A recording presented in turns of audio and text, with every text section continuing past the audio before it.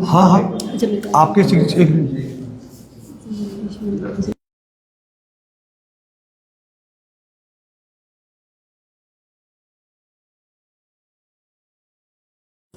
सबको जय श्री राम। सभी का स्वागत है।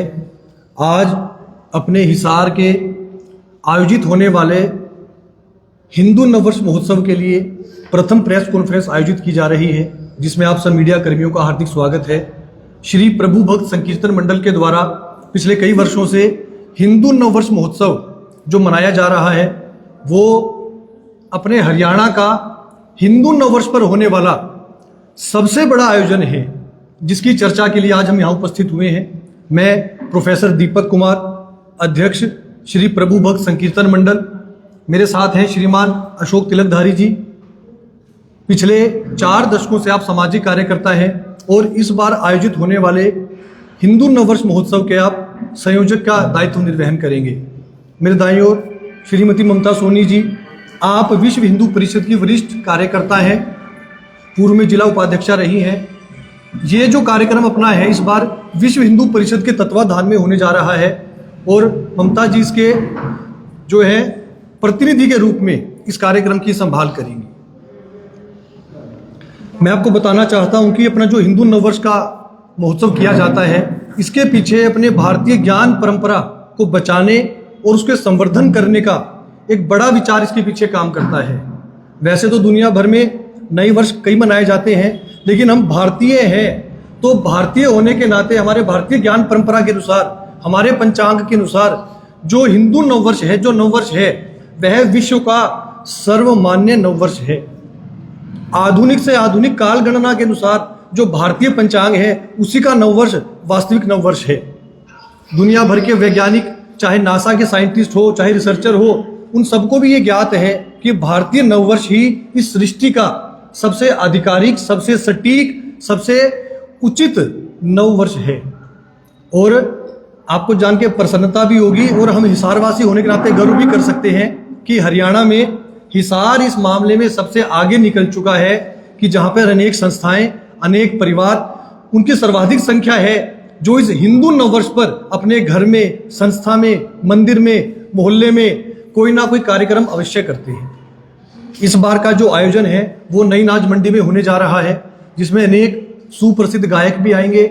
लेकिन केवल गायक या भजन कीर्तन ही नहीं, अन्य सांस्कृतिक गतिविधियां भी हो। हमारे हिसार के अंदर हिंदुत्व का चिंतन आधारित ऐसी गतिविधियां हो, जैसे छत्रपति शिवाजी महाराज के जीवन पर आधारित एक नाटिका, वह भी इस कार्यक्रम में रहने वाली है। इसके अलावा प्रत्येक वर्ष कोई ना कोई सरप्राइज, जैसे एक ऐसी कुछ ना कुछ गतिविधि रहती है जो पहली बार आयोजित होती है। जैसे पिछली बार जनवरी में जब श्री रामलला जी की प्राण प्रतिष्ठा हुई अयोध्या में, तो पूरे हरियाणा में प्रथम दर्शन श्री रामलला के वो हिसार के इसी हिंदू नववर्ष में ही करवाए गए थे। और इसके लिए कुछ तैयारियां जो चल रही हैं, जैसे संध्या फेरी है, प्रचार है, लोगों से मिलने का है, संपर्क है, उसकी कुछ जानकारी हमारे कार्यक्रम के संयोजक हैं श्रीमान अशोक तिलकधारी जी भी आपको देंगे। मैं अशोक गर्ग तिलकधारी प्रभु कीर्तन मंडल में लगभग 4-5 वर्ष से हूँ और 4-5 साल से हम कंटिन्यू हिंदू नववर्ष का प्रोग्राम कर रहे हैं। और मेरे हिसाब के अनुसार शायद हरियाणा में इतना बड़ा कार्यक्रम नहीं होता हिंदू नववर्ष का। और हम यहाँ लगभग हमारी संख्या 20 से 25 हज़ार तक की हो जाती है। पिछली बार भी हमने अगर सैन भवन में किया था, लगभग 24-25 हज़ार हमारी संख्या थी, हमने काउंट की थी। तो इस बार हमारी संख्या का शायद उससे 5 हज़ार बढ़ जाए, क्योंकि इस बार हमारे अनाज मंडी में जो व्यापारी हैं उन्होंने हमारा पूर्ण रूप से अच्छी तरह से साथ दिया और उन्होंने ये कहा है कि अब की बार आप अनाज मंडी में इसका आयोजन करें। और हमारे साथ लगभग हिसार की जो सामाजिक संस्थाएं हैं वो सभी हमारे साथ हैं। और इस बार एक विशेष आयोजन भी कर रहे हैं। नव वर्ष से पूर्व 10 दिन की संध्या फेरी की जाएगी, जिसमें शहर की धार्मिक संस्थाएं, सामाजिक संस्थाएं, अनेक मंदिर वो उसमें सम्मिलित हैं। रोज शाम को हिसार के भक्तजन शहर की गलियों मोहल्लों में भजन गाते हुए निकलेंगे और हिंदू नववर्ष कैसे मनाना और क्यों मनाना उसका प्रचार करेंगे। सभी जनता को अपने साथ व्यक्तिगत रूप से जोड़ेंगे और आगामी हिंदू नववर्ष महोत्सव की जानकारी भी सब कार्यकर्ताओं को देंगे। और इस बार ड्रेस कोड के बारे में हमारे हर बार गणवेश होता है, गणवेश अर्थात ड्रेस कोड पुरुष बंधु भी करते हैं और माता बहनें भी वो अलग एक ड्रेस कोड में आती हैं। इस बार जो ड्रेस कोड की विशेष हमने एक व्यवस्था की है उसकी जानकारी मैं चाहूँगा कि ममता सोनी जी आपको दें, महिलाओं के जो ड्रेस कोड के बारे में। महिलाओं के ड्रेस कोड में हमने साड़ी रखी है जो हमने स्पेशल बनारस से मंगवाई है। सभी कार्यकर्ताओं को इस बार हम बनारस की स्पेशल साड़ी दे रहे हैं। कम से कम 150 से 200 महिलाओं को हम ड्रेस कोड में हिंदू नववर्ष में शामिल करना चाहते हैं। और जैसे ही ये समाचार अभी गया तो बहुत सी माताओं बहनों के संदेश आ रहे हैं कि हम इस हिंदू नववर्ष में कैसे अपनी भूमिका निभा सकते हैं। और देखिए, आप सब पत्रकार बंधुओं के माध्यम से, हम सब पत्रकार हैं लेकिन हम भारतीय भी हैं, इसलिए भी अपने गर्व का विषय है। मैं आपको कुछ जानकारी देना चाहता हूँ। जो अपना यह है भारतीय नववर्ष है, सृष्टि के अनुसार यही नववर्ष है।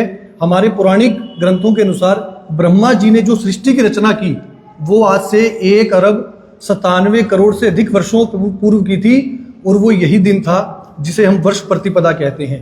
महाराष्ट्र में ये गुड़ी पड़वा के नाम से मनाया जाता है। देश के अलग अलग कोनों में अलग अलग नाम से त्योहार मनता है, लेकिन सबसे अधिक बड़े भव्य स्तर पर पूरे देश के कोने कोने में यह हिंदू नववर्ष मनाया जाता है।